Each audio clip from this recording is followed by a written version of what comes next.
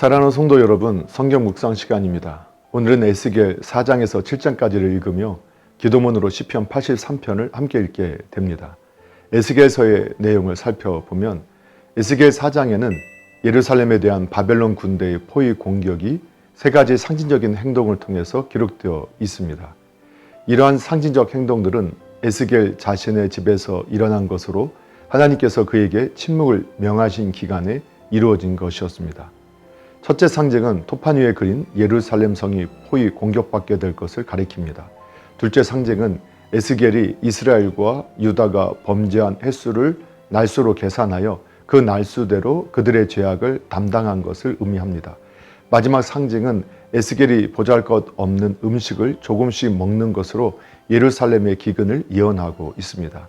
에스겔은 이와 같이 예루살렘에 내릴 심판을 침묵의 언어인 상징으로 표현하고 있는데 그 이유는 그것이 하나님께서 명하신 에스겔 특유의 사역 방식이기 때문이었습니다.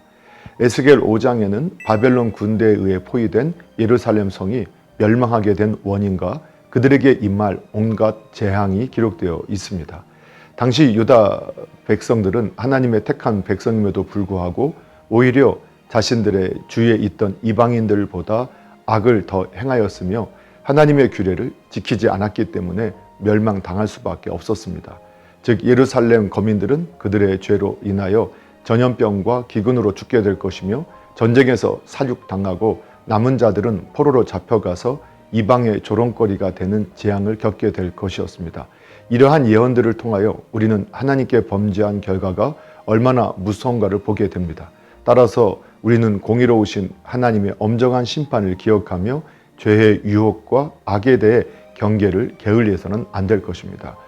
에스겔 6장에는 이스라엘의 우상 숭배로 인한 파멸과 이방의 포로로 잡혀간 자들 중 남은 자가 회개할 것 등에 관한 예언이 기록되어 있습니다.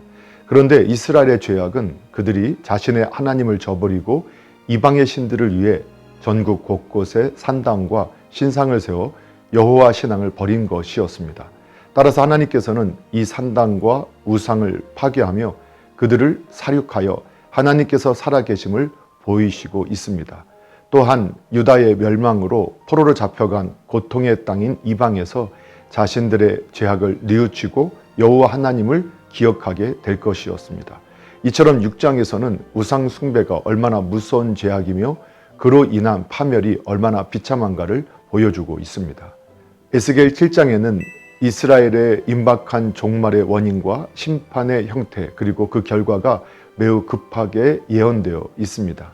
그런데 그 심판은 이스라엘 백성의 가증한 우상 숭배로 인한 것으로 하나님께서는 긍휼을 베푸시지 않고 가차없이 응보하실 것입니다. 또한 심판의 날에는 어느 무엇으로도 즉 재물이나 권력으로도 재앙을 피할 수 없으며 결국 그들은 패망하여 이방의 포로로 끌려갈 것이었습니다.